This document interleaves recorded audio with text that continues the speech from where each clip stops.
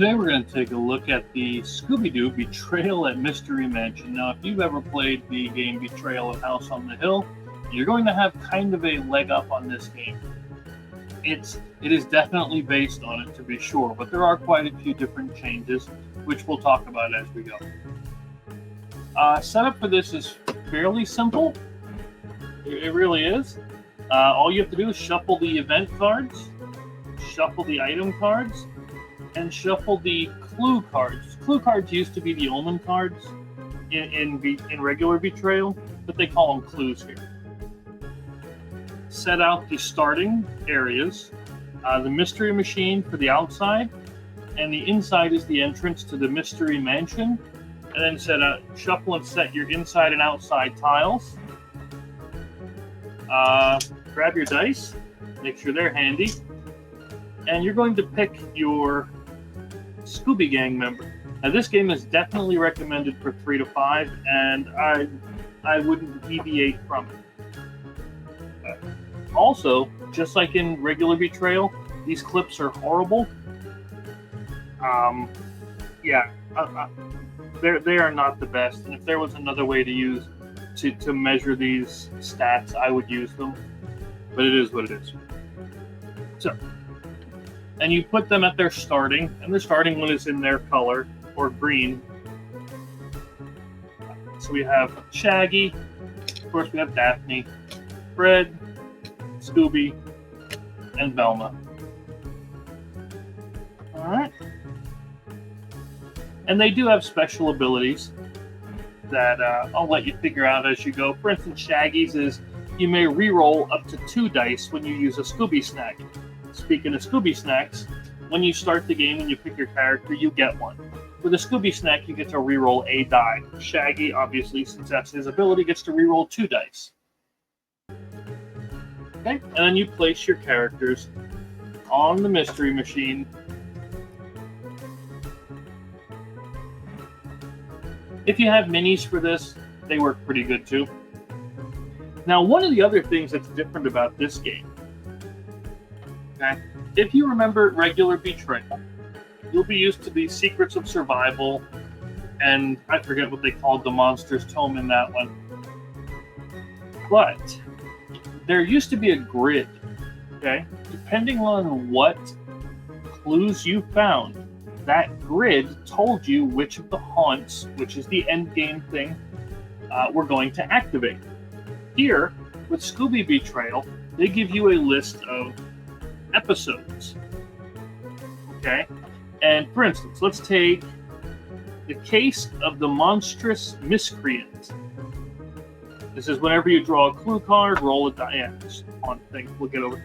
But on the other side is a list of all of the clues. Whatever clue you drew when you roll for the haunt and the haunt happens, that's the haunt that's going to occur. So, for instance, if at the end of we drew the blueprints, and on the blueprints we happen to roll 5, because 5 is what you need in order to start the haunt, 5 or higher. Then we would go to haunt number 9. Start off with the Secrets of Survival book. Find that haunt, because that will tell you everything you need to know. It'll tell you who the monster is, or you can honestly pick it. But it'll tell you who the monster is, how to set up for the haunt, what you need to do to win and lose. What was this one called? Who's Afraid of the Big Bad Werewolf? And it'll tell you if you need any of these special tokens that we have laying around. Alright, I don't want to spoil too much out of these books, and that's why I'm not even going to open the Monster's Tome. But the bad guy, the one that you say is the bad guy, is going to get this. Now, usually in regular Betrayal, when somebody becomes the monster, the bad guy, they were killed off. Not in Scooby. Nobody ever dies in Scooby. What happened is you were locked in a closet, and then that player is now taking over the monster's turn. Speaking of, that's something I actually like. In this game, if you don't die, you get stunned. So usually if all of your stats reach the skull point in regular Betrayal, that character's dead. Here, what you do is you skip a turn, reset them back to their starting, and any cards you had get shuffled back into the decks. That's it. That's the only bad thing that happens to you. Skipping a turn is, it's not fun, sure, but it's not the end of the world. I will also say, my one major criticism of this is the same thing, and I keep in mind, I love Betrayal. It's the same thing I have with the Betrayal games. They are not balanced. Not all of them. There's some of the haunts in here are going to be very swingy. So as long as you're ready for that and you're okay with campy, fun, Scooby-Doo horror style stuff, go for it. What is this? I don't know. I never used it. I never found the haunt that used this thing yet. I don't remember using it. I'm sure there is something, but I don't remember.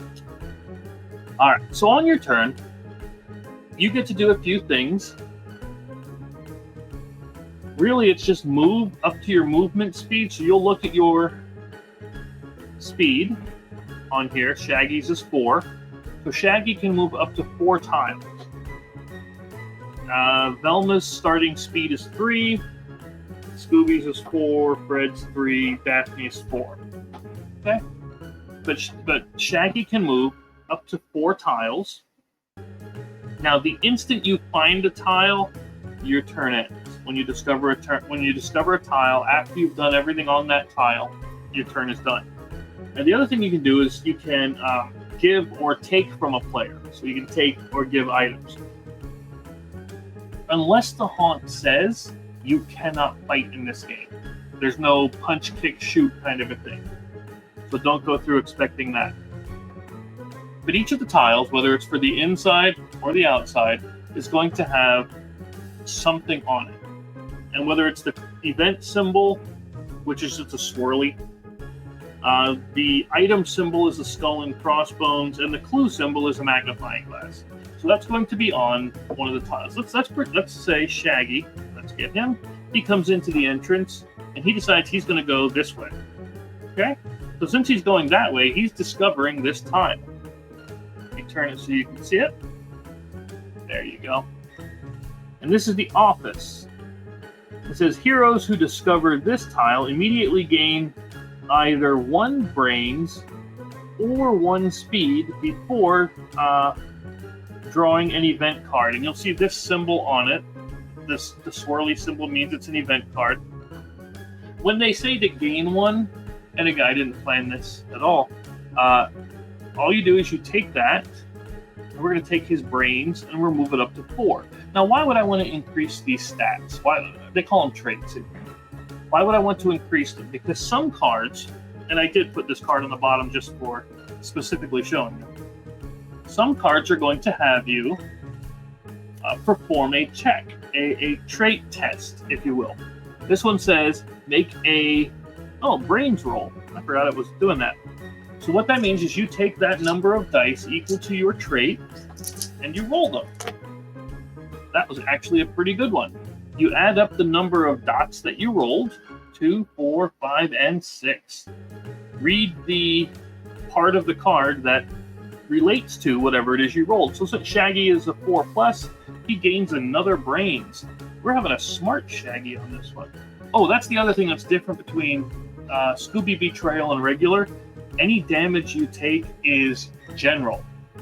What that means is you get to choose where it goes. Usually it was either might or spirit, or was it physical and spirit, something like that. In regular Betrayal, and if it was physical damage, you took it away from might and speed. The other one you took it away from, it was brains and I forget what they called it there, but here it's courage. It might even be courage there too. I don't know. So as Shaggy, let's shuffle up the events here quick. So as Shaggy comes into here, he did increased his brains. Let's draw his event, and he would get broken vending machine. Now the broken vending machine says, looks like there's something in it. Take 2 Scooby snacks.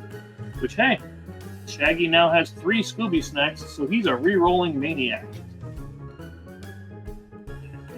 yeah, I would just take those 2 Scooby snacks, add it to the one you already had, and keep going.